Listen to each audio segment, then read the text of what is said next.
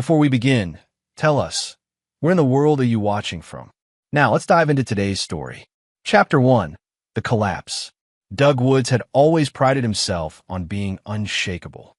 20 years in the construction business had taught him to read people like blueprints, to spot weakness in both foundations and character. But as he sat in the sterile hospital waiting room, his calloused hands trembling around a lukewarm coffee cup, he felt his world tilting on its axis. Emma, his 10-year-old daughter, had collapsed during recess. The school nurse called it a sudden episode, whatever that meant. One moment she was laughing with her friends on the playground, the next she was unconscious on the asphalt. Doug had dropped everything, leaving his construction crew mid-pour on the Henderson project, and raced to Mercy General Hospital. The emergency room doctor, a tired-looking woman in her 50s, had taken Emma back for tests immediately. That was 2 hours ago. Doug checked his phone for the 100th time. No word from Tanya, his wife of 12 years. She wasn't answering her calls, and her location services showed she was at the Riverside Mall, probably shopping again, oblivious to the crisis. Mr. Woods? A young nurse with worried eyes approached him. Her scrubs were wrinkled, and she kept glancing back toward the emergency department doors. Sir, I need you to call your wife right now. She needs to get here immediately. Doug's blood ran cold. What? Why? No time to explain. Just hurry. The nurse's voice cracked with urgency. With shaking hands, Doug grabbed his phone and dialed Tanya's number again. This time she answered on the first ring. Doug? What's wrong? I saw your missed calls. Emma's in the hospital. You need to get here now. Mercy General, Emergency Department. Oh my God, what happened? I don't know yet. Just get here. The line went dead. Doug stared at his phone, then at the nurse who was still hovering nearby, wringing her hands. What aren't you telling me? Doug's voice carried the authority of a man who commanded construction sites and didn't tolerate evasion. The nurse glanced around nervously. The doctor will explain everything when your wife arrives. The test results, they're concerning. Very concerning. 30 minutes later, Tanya burst through the emergency department doors. Her blonde hair was perfectly styled, her makeup immaculate despite the supposed rush. She wore a new dress Doug didn't recognize and carried a shopping bag from Victoria's Secret. For a woman racing to the hospital for her daughter's emergency, she looked remarkably put together. Where is she? Where's Emma? Tanya's voice was shrill, but Doug caught something else underneath the panic. Was that relief? Dr. Patricia Hernandez emerged from the back, her expression grim. Mr. and Mrs. Woods? Please follow me to a private room. They settled into uncomfortable chairs in a small consultation room. Dr. Hernandez closed the door and took a deep breath. Your daughter is stable, but I need to discuss her test results with you. Emma has benzodiazepine in her system, specifically lorazepam. It's an anti-anxiety medication that's extremely dangerous for children and can cause the kind of collapse she experienced. Doug felt the room spin. That's impossible. Emma doesn't take any medications. Dr. Hernandez pulled out a chart. The levels are significant, suggesting regular exposure over several weeks, possibly months. This isn't accidental ingestion. Someone has been giving this to your daughter deliberately. Tanya's face went white, but Doug noticed her hands clench. Not the reaction of a confused mother, the reaction of someone caught. I don't understand, Tanya stammered. Who would do such a thing? That's what we need to determine, Dr. Hernandez continued. I'm required by law to report this to Child Protective Services and the police. This appears to be a case of child endangerment, possibly poisoning. Doug's mind raced. Lorazepam. He knew that name. He'd seen it before, recently. Where? That hit him like a sledgehammer to the gut. Tanya's purse. 2 weeks ago, he'd been looking for breath mints and found a prescription bottle with that exact medication. When he'd asked about it, she'd said it was for her nerves and that her doctor had prescribed it for her job stress. She worked part-time at a dental office, hardly a high-stress career. But why would Emma have it in her system unless? Doug looked at his wife, really looked at her. The new clothes, the perfect appearance despite the emergency, the way she'd been working late so many nights, the mysterious phone call she took in the other room. The pieces started falling into place with devastating clarity. Doctor, Doug said slowly, I need to speak with my wife privately for a moment. Dr. Hernandez nodded. I'll give you 5 minutes. Then we need to discuss next steps. When the door closed, Doug turned to face Tanya. His voice was barely above a whisper, but it carried the weight of a wrecking ball. You've been drugging our daughter. Tanya's perfectly applied mascara started to run. Doug, you've been giving her your anxiety medication to make her sleep so you could sneak out, so you could cheat. The accusation hung in the air like poison gas. Tanya's mouth opened and closed, but no sound came out. How long? Doug's voice was getting quieter, more dangerous. How long have you been poisoning my daughter to cover up your affair? Chapter 2. The Unraveling Truth. Tanya's composure cracked like thin ice under pressure. Doug, please let me explain. Explain. Doug stood slowly, his 6'3" frame casting a shadow over his wife. Explain how you've been drugging our 10-year-old daughter? Explain who you've been fucking while Emma lay unconscious in her bed. The crude word hit Tanya like a slap. In 12 years of marriage, Doug had never spoken to her that way. He'd been raised by a religious grandmother who taught him to treat women with respect. But respect was earned, and Tanya had just lost every ounce she'd ever possessed. It's not what you think, she whispered. Then tell me what it is. Tanya looked toward the door as if planning an escape, but Doug's presence blocked any exit. I met someone. At work. It started innocently, just coffee, but you decided to drug our daughter so you could sleep with him. Only gave her half a pill, just enough to help her sleep deeper. I thought it would be better if she didn't know I was gone. Doug's hands clenched into fists. In his line of work, he'd learned to control his temper. Construction sites were dangerous enough without hotheads swinging hammers. But right now, he wanted to put his fist through the wall. Better for who? Better for you, so you could whore around without consequences. Tanya flinched. Don't call me that. What would you prefer? Child abuser? Because that's what you are, Tanya. You poisoned our daughter. She could have died. The truth of it seemed to hit Tanya for the first time. Her face crumpled, and she began to sob. I'm so sorry, Doug. I never meant for this to happen. I love Emma. Don't. Doug's voice cut through her tears like a blade. Don't you dare say you love her. People who love their children don't drug them. They don't risk their lives for a quick fuck with some loser. A knock on the door interrupted them. Dr. Hernandez entered with a police officer, a tall man with graying temples who introduced himself as Detective Anthony Andrews. Mr. and Mrs. Woods, I need to ask you some questions about your daughter's condition. Doug looked at Tanya, giving her one last chance to confess. She remained silent, still crying into her hands.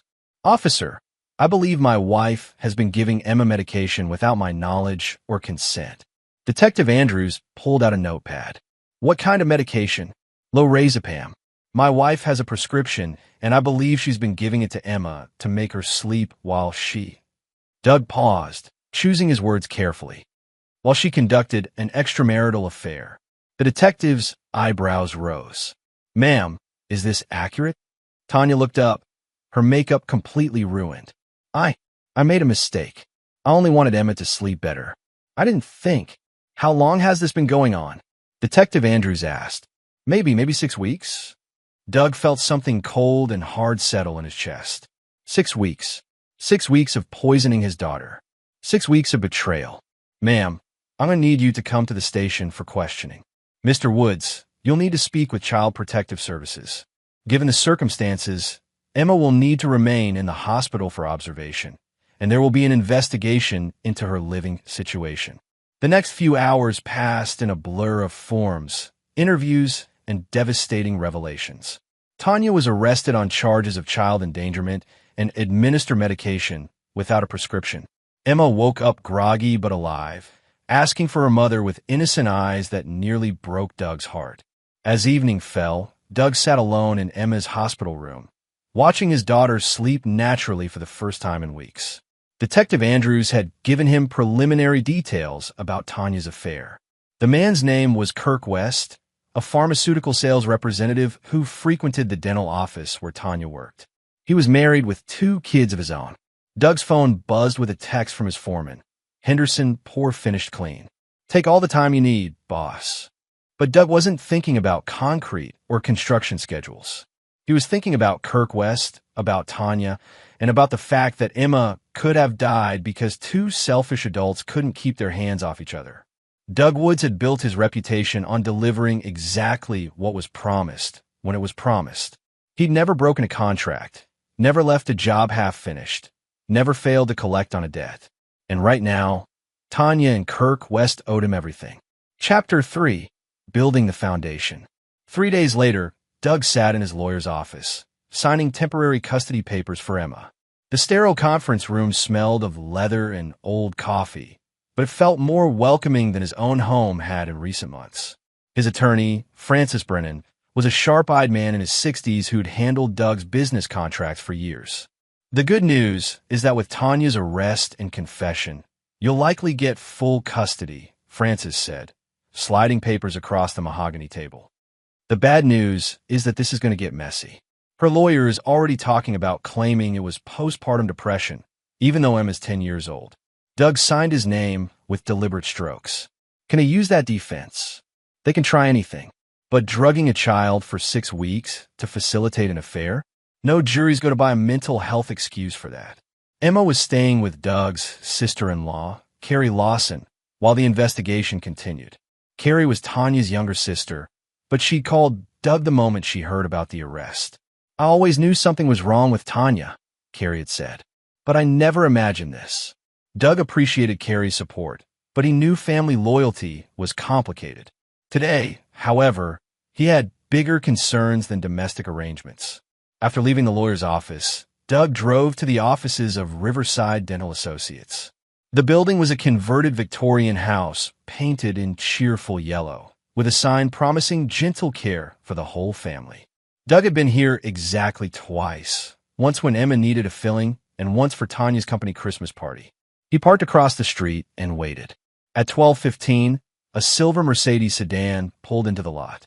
Doug recognized the man who stepped out from the DMV records Francis had obtained.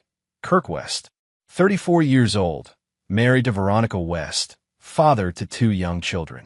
He was shorter than Doug had expected, maybe 5'10", with the kind of artificial tan and carefully styled hair that screamed vanity. Kirk walked into the dental office with the confidence of a man who had no idea his world was about to collapse. Doug waited another hour before a red Honda Civic pulled up. He recognized the woman who got out, Michelle Craig, the office manager at Riverside Dental. Doug had met her at the Christmas party, a gossipy woman in her 40s who seemed to know everyone's business.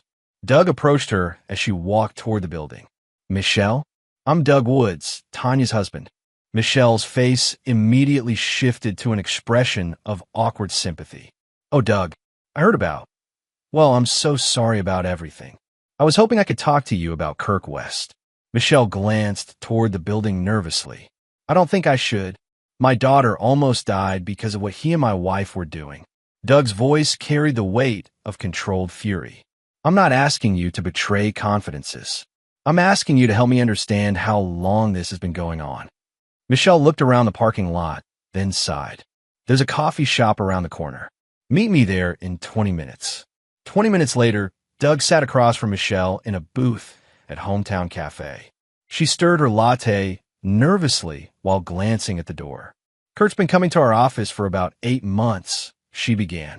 "He's a pharmaceutical rep, so we see him regularly. But about 2 months ago, I noticed he started scheduling his visits specifically when Tanya was working." "What did you notice?" "They would talk for long periods, supposedly about dental supplies, but I could tell it was personal. Then Kirk started bringing Tanya coffee, small gifts. She began dressing differently, wearing more makeup." Doug felt his jaw tighten. "Did anyone else notice?" "Dr. Stafford mentioned it to me.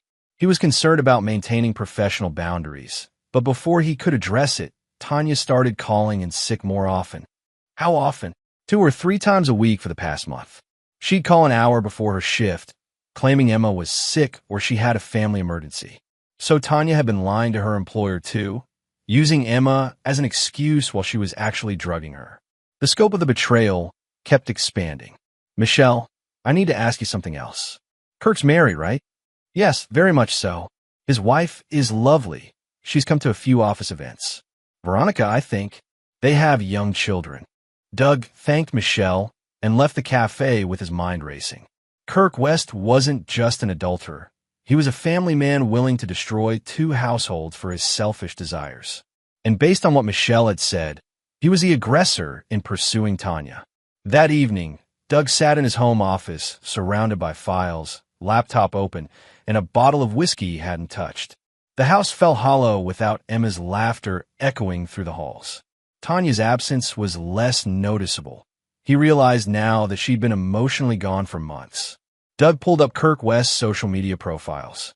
The man lived his life online, posting photos of family vacations, business achievements, and inspirational quotes about success and integrity. The hypocrisy was nauseating. But social media also revealed useful information. Kirk coached his son's Little League team. He was active at his church. He had recently been promoted to regional sales manager. He drove a leased Mercedes and lived in an upscale subdivision called Willowbrook Estates. Doug opened a new browser tab and began researching Willowbrook Estates. Property values, homeowner association rules, recent sales. Then he looked up Kirk's employer, Meridian Pharmaceuticals. By midnight, Doug had compiled detailed profiles on both Kirk and Tanya. Their routines, their weaknesses, their pressure points.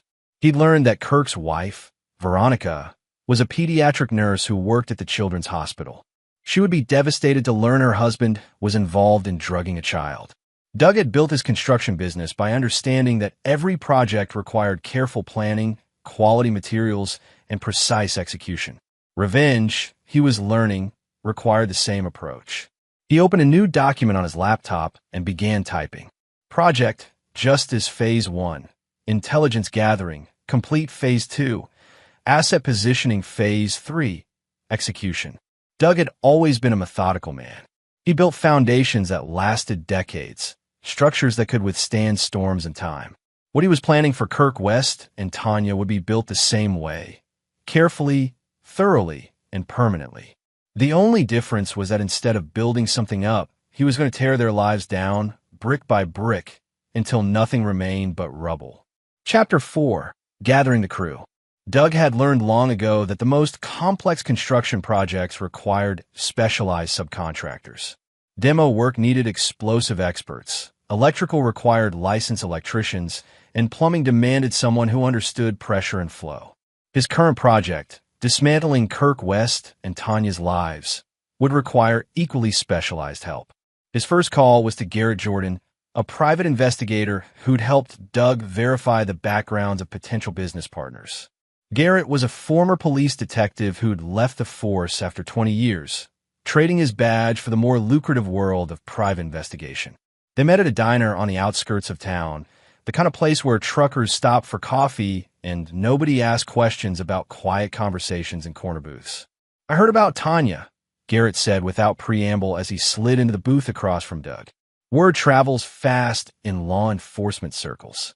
"Then you know why I'm here." Garrett studied Doug's face. "I know you're probably thinking about doing something stupid. I'm hoping you're smart enough to let the system handle this." "The system?" Doug's laugh was bitter. "The system will give Tanya probation and therapy. Kirk West will get a slap on the wrist, if that. Meanwhile, my daughter almost died. So what are you thinking?" Doug leaned forward. "I want everything on Kirk West. Bank records, phone logs, travel history, medical records, business dealings. I want to know every secret he's hiding, every lie he's told, every corner he's cut. That's going to cost you. Money's not an issue." Garrett was quiet for a long moment. "Doug, I've known you for 5 years. You're not a vindictive man. You're talking about crossing lines here. They crossed the line when they poisoned my daughter. And what exactly are you planning to do with this information?" Doug met Garrett's gaze steadily. "Kirk West built his life on lies and deception. I'm going to show everyone who he really is." Garrett sighed. "I'll get you what you need. But Doug, be smart about this. Don't do anything that's going to land you in prison." 2 days later, Garrett delivered a thick folder to Doug's construction trailer. The contents were more explosive than Doug had hoped. Kirk West's financial records revealed a gambling problem he'd hidden from his wife. He'd been using company credit cards for personal expenses, including hotel rooms for his affair with Tanya. Most damning, he'd been selling prescription drug samples on the side, a federal crime that could result in prison time. This is how he got the lorazepam, Garrett explained. He's been skimming anxiety medication samples and selling them to people without prescriptions. Your wife wasn't buying it on the street. She was getting it directly from Kirk. Doug felt a cold satisfaction settle in his chest. Kirk wasn't just an adulterer. He was a drug dealer who'd contributed to poisoning a child. There's more, Garrett continued. I tracked his phone records. He's been having affairs for years. Tanya wasn't his first, and based on recent call patterns, she wasn't his last. The folder contained printed screenshots of text messages between Kirk and 3 different women, including a nurse at the hospital where his wife worked and a client from his pharmaceutical sales route. The messages were explicit and damning. One more thing, Garrett said. Kirk's up for a major promotion next month. Regional director position that would double his salary. The company's doing extensive background checks for the position. Doug closed the folder. Perfect. His next call was to Wendell Joyce, a man who specialized in a very different kind of problem solving. Wendell ran a small electronics business, but his real expertise was in security systems and surveillance. He'd helped Doug catch employees stealing from job sites in the past. I need comprehensive surveillance on 2 targets, Doug told Wendell over the phone. Audio and video, everything. I want to know every move they make, every conversation they have, every person they meet. That's going to require some creative installations. Are we talking about your wife and her boyfriend? Yes. Wendell was quiet for a moment. Doug, I heard about Emma. If you need this for legal reasons, to protect your custody case, I understand. But if you're planning something extra legal, I'm planning to give them exactly what they deserve. 3 days later, Wendell had installed micro cameras and audio devices in locations where Kirk and Tanya were likely to meet. The technology was sophisticated enough to capture clear video and audio from significant distances. The first recordings were devastating. Kirk and Tanya met at a hotel 2 towns over, apparently unaware that Tanya's arrest had compromised their secret. Their conversation revealed the true scope of their callousness. My lawyer says I'll probably get probation, Tanya said on the recording. A year of therapy and community service. What about Doug? Kirk's voice was clear despite the long-range microphone. He'll get over it. He always does. Doug's not the type to hold grudges. Doug paused the recording and laughed. It was a sound devoid of humor. Kirk's voice continued. My wife still doesn't know anything. As far as she's concerned, I've been working late on client meetings. What about after this whole thing dies down? Can we still see each other? We'll be more careful. Maybe rent an apartment across town. Somewhere Doug won't think to look. Doug stopped the recording. They were planning to continue their affair, even after nearly killing Emma. They felt no remorse, no guilt, no responsibility for what they'd done. But the most revealing part came 20 minutes later in the recording. I still can't believe you gave her that much medication, Kirk said. You said it would just make her sleep deeper. I said half a pill, Tanya. Half a pill once a week, not every night for 6 weeks. Jesus Christ, you could have killed her. But I didn't. She's fine. She collapsed at school and nearly went into a coma. That's not fine. Well, maybe if you'd found us a better place to meet, I wouldn't have needed to drug her so often.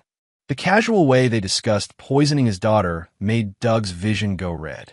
They were arguing about technique, not morality. They saw Emma as an obstacle to their convenience, nothing more. Doug had what he needed. Now it was time to start construction on their destruction. Chapter 5, Breaking Ground. Doug's demolition of Kirk West's life began with surgical precision. He learned in construction that the most effective way to bring down a structure was to remove its critical support points, then let gravity do the work. His first target was Kirk's promotion.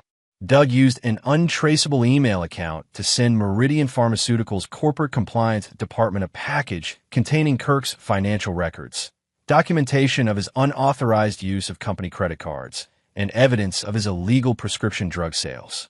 The email was professionally written, presenting the information as coming from a concerned employee who wished to remain anonymous. Doug included enough corroborating evidence to make the allegations impossible to ignore. Within 48 hours, Kirk West was suspended pending investigation. Doug learned about the suspension from Michelle Craig, who mentioned during a chance encounter at the grocery store that Kirk had canceled all his appointments for the week. He seemed really shaken up, Michelle said. Word is there's some kind of corporate investigation. The second phase targeted Kirk's marriage. Doug had Wendell deliver a package to Veronica West's workplace at the Children's Hospital. The package contained printed copies of Kirk's text messages with multiple women, hotel receipts, and photographs from the surveillance equipment showing Kirk entering hotel rooms with various women, including Tanya. Doug had been careful to edit out any images that might identify Emma or compromise his daughter's privacy. This wasn't about his family. It was about Kirk's. The package included a note. Your husband has been having affairs for years. He's also been selling prescription medications illegally. I thought you deserved to know the truth. Doug watched from across the street as Veronica West opened the package in the hospital parking lot during her lunch break. Even from a distance, he could see her face change as she processed what she was seeing. She sat in her car for nearly an hour, going through every piece of evidence. When she finally started her car, she drove straight to Kirk's office.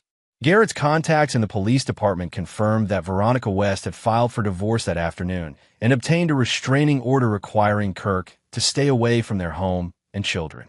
She also turned over evidence of his prescription drug dealing to the DEA, Garrett told Doug. Kirk's looking at federal charges now. But Doug wasn't finished. Phase 3 was the most personal. Using information from Kirk's social media posts, Doug learned that Kirk coached his 8-year-old son's Little League team and was scheduled to coach a game that Saturday. Doug arrived at the baseball field early, wearing a baseball cap and casual clothes that made him blend in with the other parents. He waited until Kirk arrived, then approached him near the dugout. Kirk West. Kirk turned, his face haggard from 3 days of professional and personal crisis. Yeah, I'm Doug Woods, Tanya's husband. Kirk's face went white. He glanced around at the other parents and children nearby. Look, man, this isn't the place. You're right, Doug said quietly. This isn't the place for a man who drugs children to be around kids. I never. You provided the medication. You told my wife how much to give Emma. You turned my daughter into collateral damage for your sick games. Kirk tried to back away, but Doug stepped closer. At 6'3" and 200 pounds of muscle built by 20 years of physical labor, Doug was an intimidating presence. Your life is over, Doug said in a voice only Kirk could hear. Your job is gone. Your wife has left you. Federal agents are going to arrest you for drug dealing. But that's just the beginning. What do you want? Kirk's voice cracked. I want you to understand something. Every day, for the rest of your pathetic life, you're going to remember that you almost killed an innocent child because you couldn't keep your dick in your pants. And every time you think about trying to rebuild your life, I'm going to be there to remind people exactly who you are. Doug pulled out his phone and showed Kirk the screen. It displayed a website, KirkWestTruth.com, featuring Kirk's photo and a detailed timeline of his crimes, complete with court documents, police reports, and surveillance photos. This goes live tonight, Doug said. Search engines, social media, everywhere. Every future employer, every potential romantic partner, every neighbor, and every place you try to live will know exactly what kind of man you are. Kirk stared at the phone in horror. You can't do this. This is harassment. I'll sue you. With what money? You're going to be unemployed and paying for lawyers for years. And good luck finding a lawyer who wants to defend a man who helped poison a child. Doug looked around at the baseball field, at the children playing and laughing. You know what the best part is? Your own son is going to grow up knowing his father is a child abuser. That's your legacy, Kirk. Kirk's composure finally broke. Please, man, I made a mistake. I'm sorry about Emma. I really am. But my kids don't deserve this. You should have thought about your kids before you started dealing drugs and fucking married women. Doug's voice remained calm, which made his words even more terrifying. You should have thought about Emma before you helped poison her.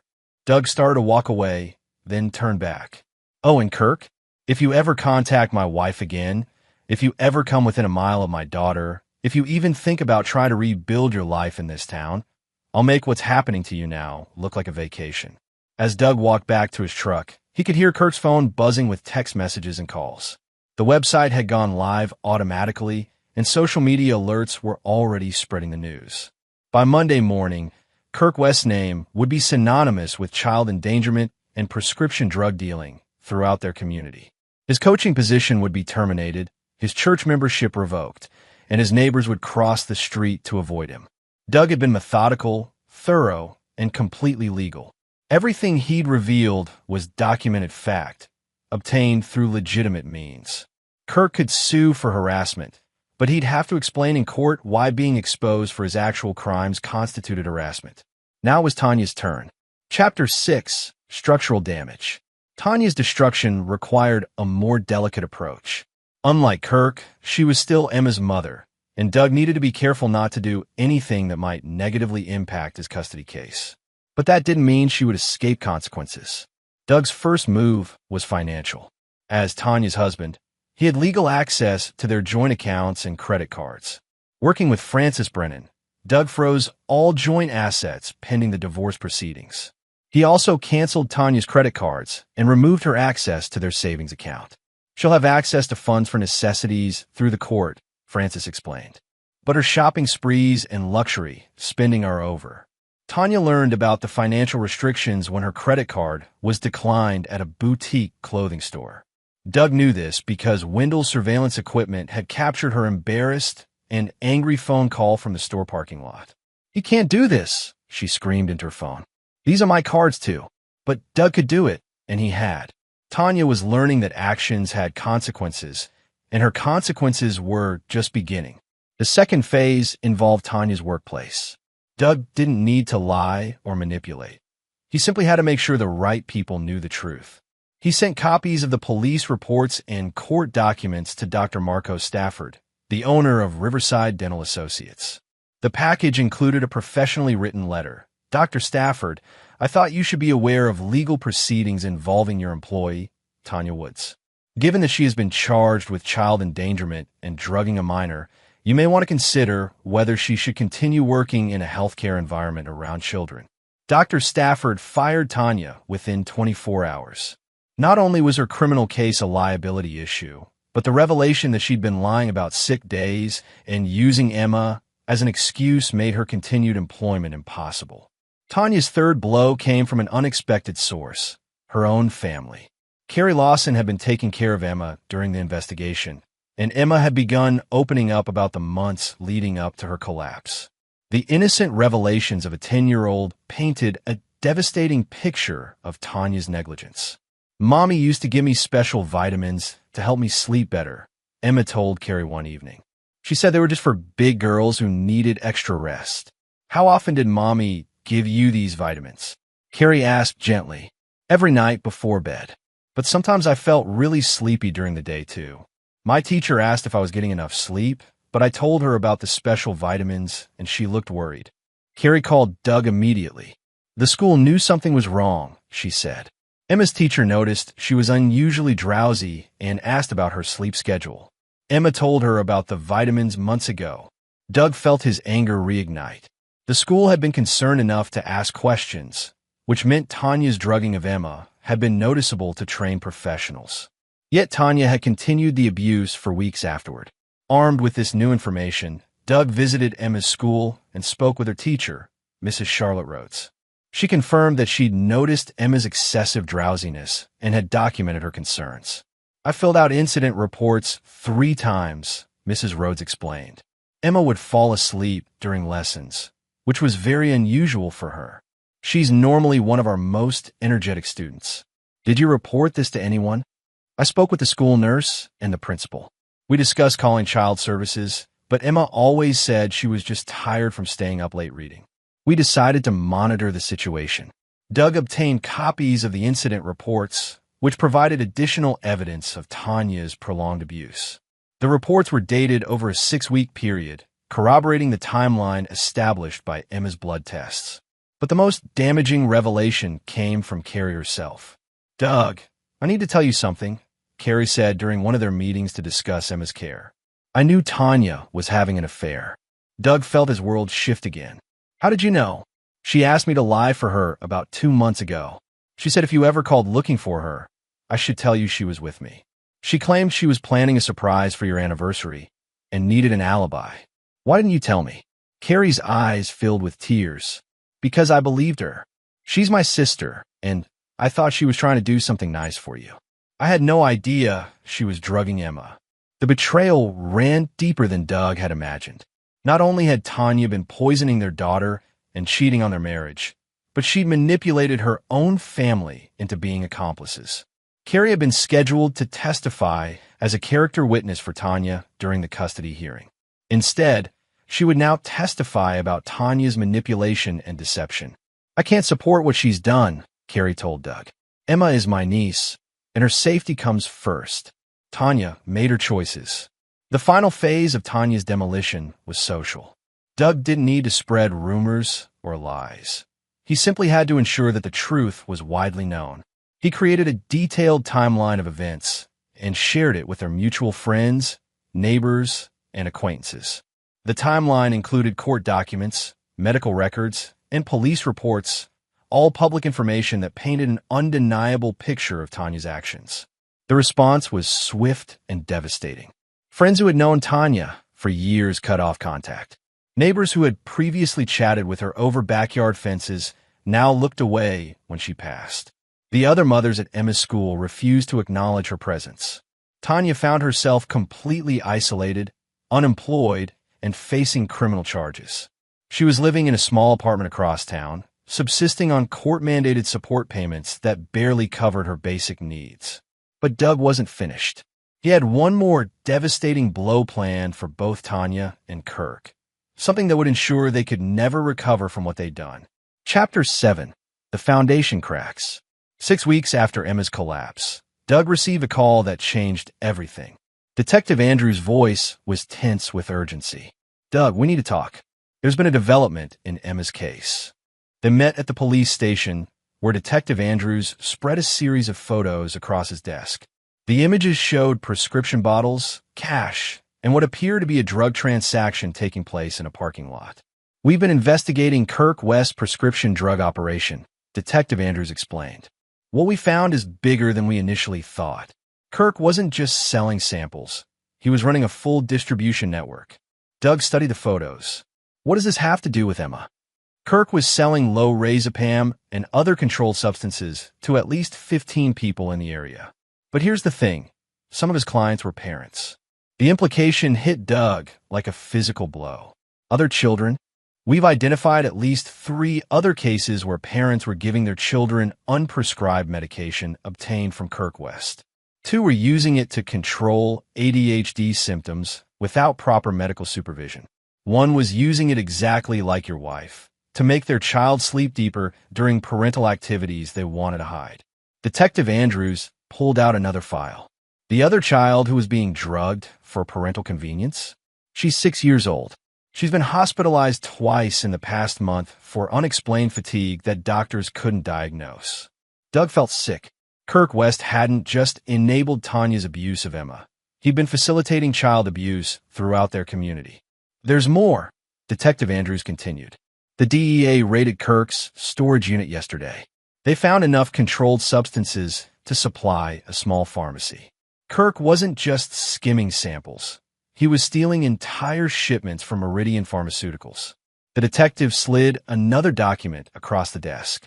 Kirk's been arrested on federal charges: drug trafficking, distribution of controlled substances to minors, theft of pharmaceuticals, and conspiracy to commit child endangerment. He's looking at 25 to life. Doug absorbed this information with grim satisfaction. Kirk West's crimes were far more extensive than anyone had realized. The man who had helped poison Emma was a major drug dealer who had endangered countless children. What about the other parents involved?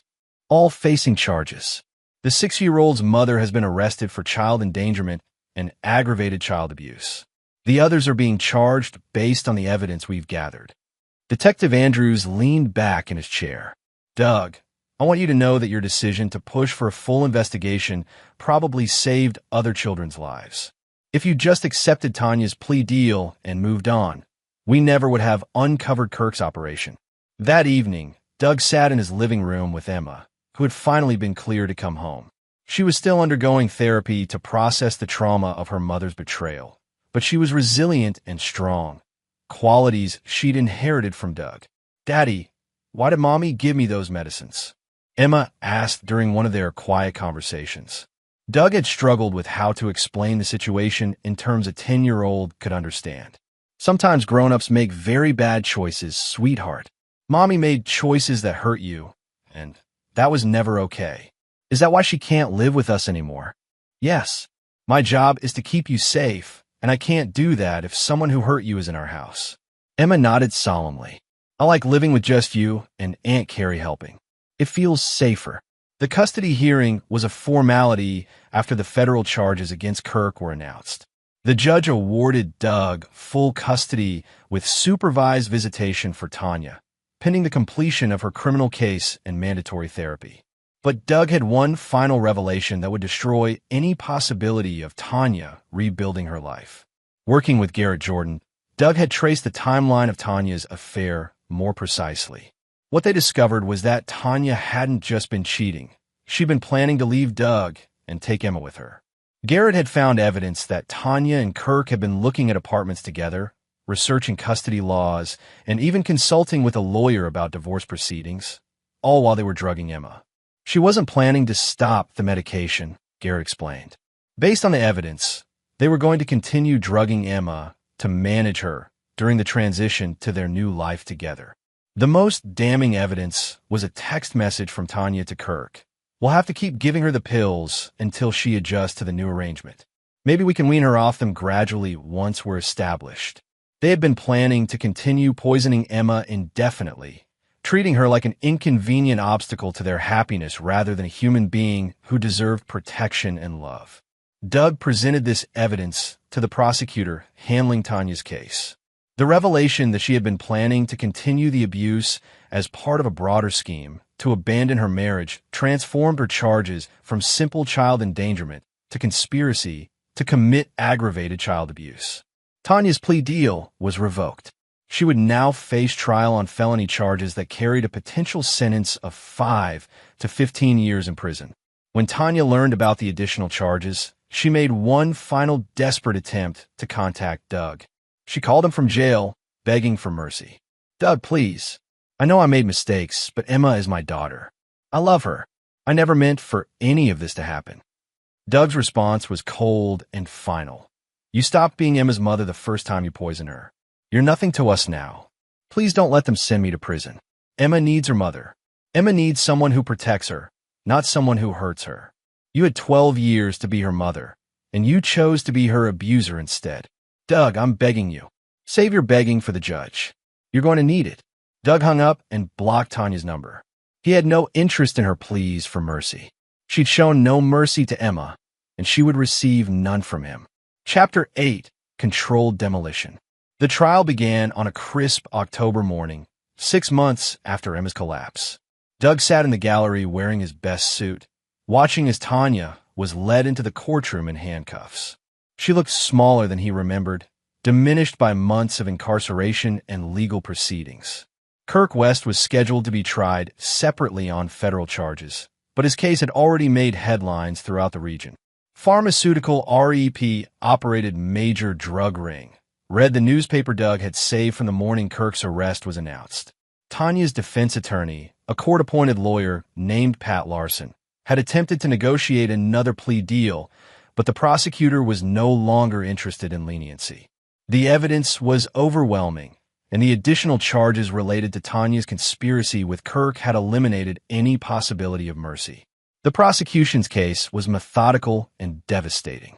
Dr. Hernandez testified about Emma's condition when she arrived at the hospital, explaining how close Emma had come to a potentially fatal overdose. Detective Andrews presented the timeline of abuse and the evidence of premeditation.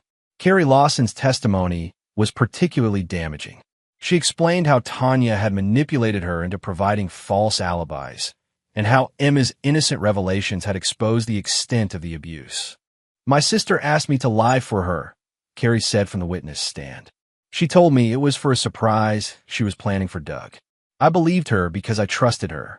I never imagined she was using my lies to cover up the fact that she was drugging my niece.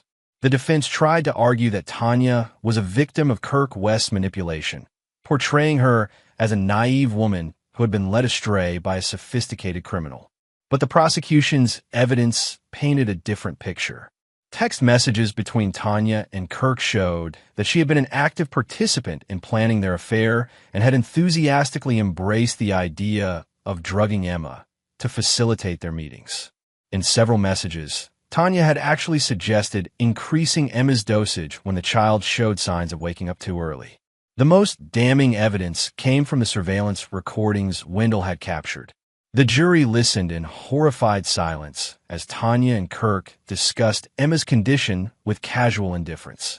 "She's fine," Tanya's voice echoed through the courtroom. "She's just sleeping better than usual.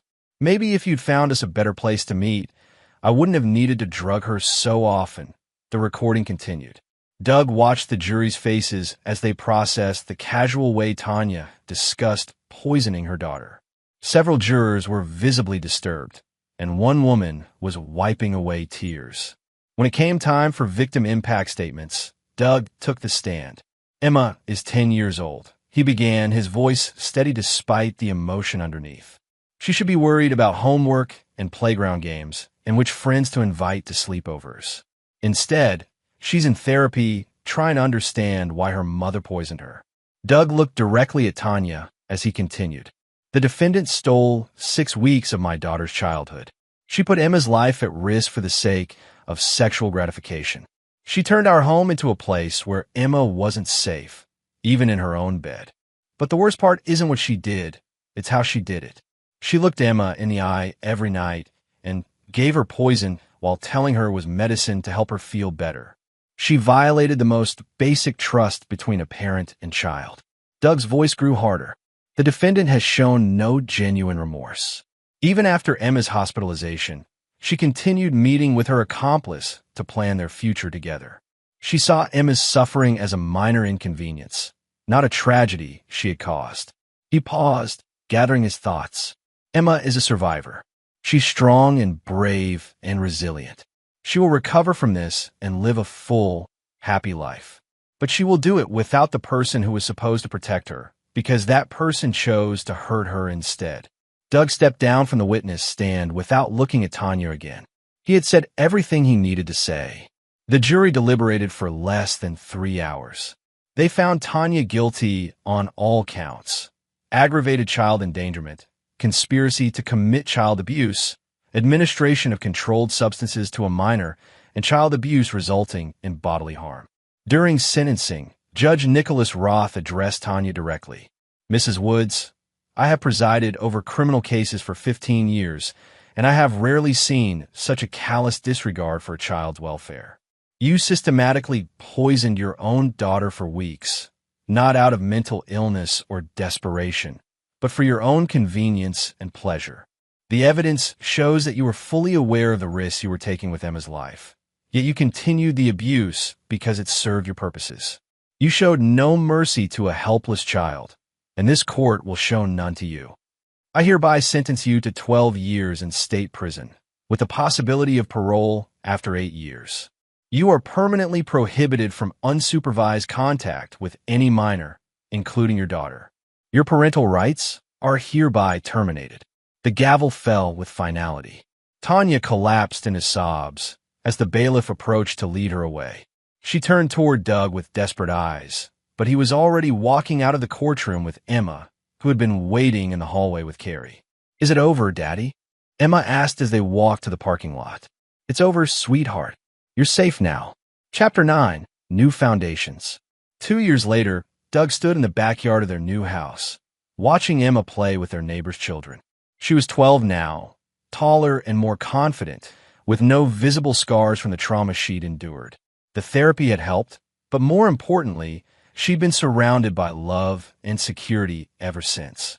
The new house was in a different school district, a fresh start where Emma could grow up without the whispers and stares that had followed her in their old neighborhood. Doug had sold the construction business and started a smaller company that allowed him to work from home more often. Emma's well-being had become his priority above all else. Carrie still helped with childcare, and she'd become like a second mother to Emma. The rest of Tanya's family had initially tried to maintain relationships, but Doug had made it clear that anyone who supported Tanya's actions wasn't welcome in Emma's life. Family loyalty had limits, and those limits were Emma's safety and emotional health. Kirk West had been sentenced to 28 years in federal prison. His wife Veronica had moved across the country with their children, changing their names to escape the notoriety of their father's crimes.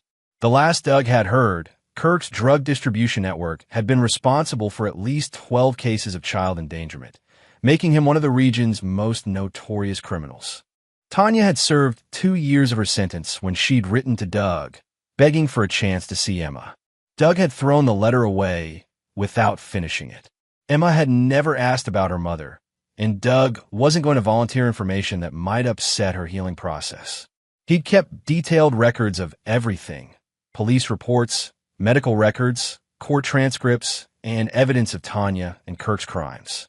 If Emma ever wanted to know the full truth about what happened, he would share it with her when she was old enough to process it.